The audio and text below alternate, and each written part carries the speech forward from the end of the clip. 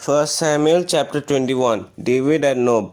David went to Nob to Ahimelech the priest. Ahimelech trembled when he met him and asked, "Why are you alone? Why is no one with you?" David answered Ahimelech the priest, "The king sent me on a mission and said to me, 'No one is to know anything about the mission I am sending you on.' As for my men, I have told them to meet me at a certain place. Now then, what do you have on hand? Give me 5 loaves of bread or whatever you can find." But the priest answered David, "I don't have any ordinary bread on hand. However, there is some consecrated bread here, provided the men have kept themselves from women." David replied, "Indeed, women have been kept from us as usual whenever I set out. The men's bodies are holy even on missions that are not holy. How much more so today?" So the priest gave him the consecrated bread, since there was no bread there except the bread of the presence that had been removed from before the Lord and replaced by hot bread on the day it was taken away. Now one of Saul's servants was there that day, detained before the Lord. He was Doeg the Edomite, Saul's chief shepherd. David asked Ahimelech, "Don't you have a spear or a sword here?" "I haven't brought my sword or any other weapon because the king's mission was urgent." The priest replied, "The sword of Goliath the Philistine, whom you killed in the valley of Elah, is here. It is wrapped in a cloth behind the ephod. If you want it, take it. There is no sword here but that one." David said, "There is none like it, give it to me." David at Gath. That day David fled from Saul and went to Achish, king of Gath. But the servants of Achish said to him, "Isn't this David, the king of the land? Isn't he the one they sing about in their dances? Saul has slain his thousands and David his tens of thousands." David took these words to heart and was much afraid of Achish, king of Gath. So he pretended to be insane in their presence. And while he was in their hands, he acted like a madman, making marks on the doors of the gate and letting saliva run down his beard. Achish said to his servants, "Look at the man. He is insane. Why bring him to me?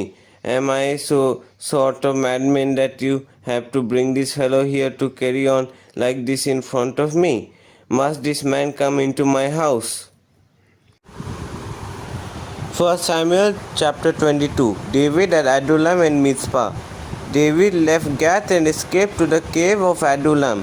When his brothers and his father's household heard about it, they went down to him there. All those who were in distress or in debt or discontented gathered around him, and he became their commander. About 400 men were with him. From there David went to Mizpah in Moab and said to the king of Moab, "Would you let my father and mother come and stay with you until I learn what God will do for me?" So he left them with the king of Moab, and they stayed with him as long as David was in the stronghold. But the prophet Gad said to David, "Do not stay in the stronghold. Go into the land of Judah." So David left and went to the forest of Hereth. Saul kills the priests of Nob. Now Saul heard that David and his men had been discovered, and Saul was seated, spear in hand, under the tamarisk tree on the hill at Gibeah, with all his officers standing at his side. He said to them, "Listen, men of Benjamin, will the son of Jesse give all of you fields and vineyards? Will he make all of you commanders of thousands and commanders of hundreds?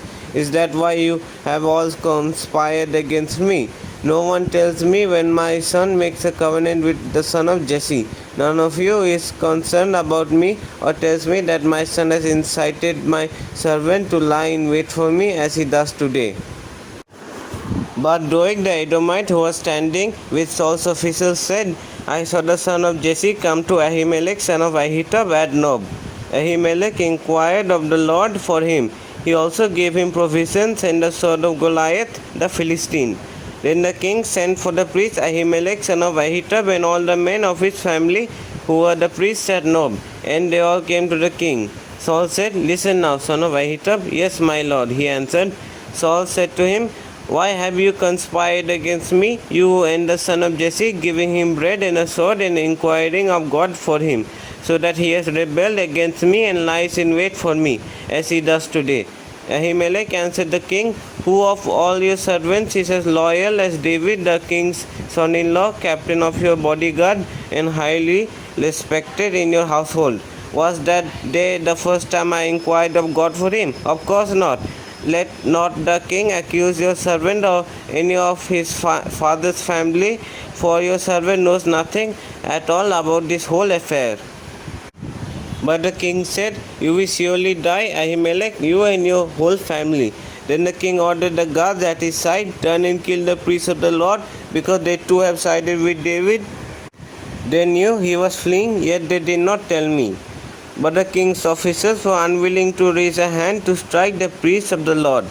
The king then ordered Doeg, you turn and strike down the priests. So Doeg the Edomite turned and struck them down.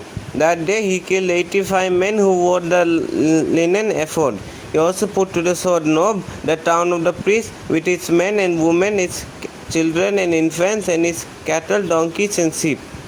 But one son of Ahimelech, son of Ahitub, named Abiathar, escaped and fled to join David. He told David that Saul had killed the priests of the Lord. Then David said to Abiathar, that day when Doeg the Edomite was there, I knew he would be sure to tell Saul, I am responsible for the death of your whole family. Stay with me. Don't be afraid. The man who wants to take your life is trying to kill me too. You will be safe with me. 1 Samuel chapter 23. David saves Keilah. When David was told, look, the Philistines are fighting against Keilah and are looting the threshing floors, he inquired of the Lord, saying, shall I go and attack these Philistines? The Lord answered him, go, attack the Philistines and save Keilah. But David's men said to him, here in Judah we are afraid. How much more then, if we go to Keilah against the Philistines' forces? Once again David inquired of the Lord, and the Lord answered him, go down to Keilah, for I am going to give the Philistines into your hand. So David and his men went to Keilah, fought the Philistines, and carried off their livestock. He inflicted heavy losses on the Philistines and saved the people of Keilah. Now Abiathar, son of Ahimelech, had brought the ephod down with him when he fled to David at Keilah. Saul pursues David. Saul was told that David had gone to Keilah, and he said, God has delivered him into my hands, for David has imprisoned himself by entering a town with gates and bars. So Saul called up all his forces for battle to go down to Keilah to besiege David and his men. When David learned that Saul was plotting against him, he said to Abiathar the priest, bring the ephod. David said, Lord God of Israel, your servant has heard definitely that Saul plans to come to Keilah and destroy the town on account of me. Will the citizens of Keilah surrender me to him? Will Saul come down as your servant has heard? Lord God of Israel, tell your servant. And the Lord said, he will. Again David asked, will the citizens of Keilah surrender me and my men to Saul? And the Lord said, they will. So David and his men, about 600 in number, left Keilah and kept moving from place to place.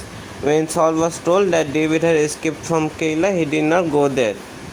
David stayed in the wilderness strongholds and in the hills of the desert of Ziph. Day after day Saul searched for him, but God did not give David into his hands. While David was at Horez in the desert of Ziph, he learned that Saul had come out to take his life. And Saul's son Jonathan went to David at Horez and helped him find strength in God. Don't be afraid, he said. My father Saul will not lay a hand on you. You will be king over Israel, and I will be second to you. Even my father Saul knows this. The two of them made a covenant before the Lord. Then Jonathan went home, but David remained at Horez. The Ziphites went up to Saul at Gibeah and said, is not David hiding among us in the strongholds at Horez on the hill of Hakilah, south of Jeshimon? Now, your majesty, come down whenever it pleases you to do so, and we will be responsible for giving him into your hands. Saul replied, the Lord bless you for your concern for me. Go and get more information. Find out where David usually goes and who has seen him there. They tell me he is very crafty. Find out about all the hiding places he uses and come back to me with definite information. Then I will go with you. If he is in the area, I will track him down among all the clans of Judah." So they set out and went to Ziph ahead of Saul. Now David and his men were in the desert of Maon in the Arabah south of Jeshimon. Saul and his men began the search, and when David was told about it, he went down to the rock and stayed in the desert of Maon. When Saul heard this, he went into the desert of Maon in pursuit of David. Saul was going along one side of the mountain, and David and his men were on the other side, hurrying to get away from Saul. As Saul and his forces were closing in on David and his men to capture them, a messenger came to Saul saying, "Come quickly, the Philistines are raiding the land." Then Saul broke off his pursuit of David and went to meet the Philistines. That is why they call this place Selah Hamahilkoth. And David went up from there and lived in the strongholds of En Gedi.